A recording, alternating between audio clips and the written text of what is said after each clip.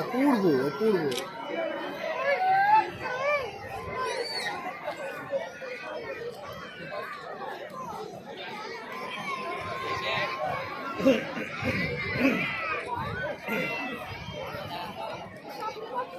ওই জন্য সব আগে আছে বুঝলে, আগে থেকে আমার ওইটা দেখা যাবে,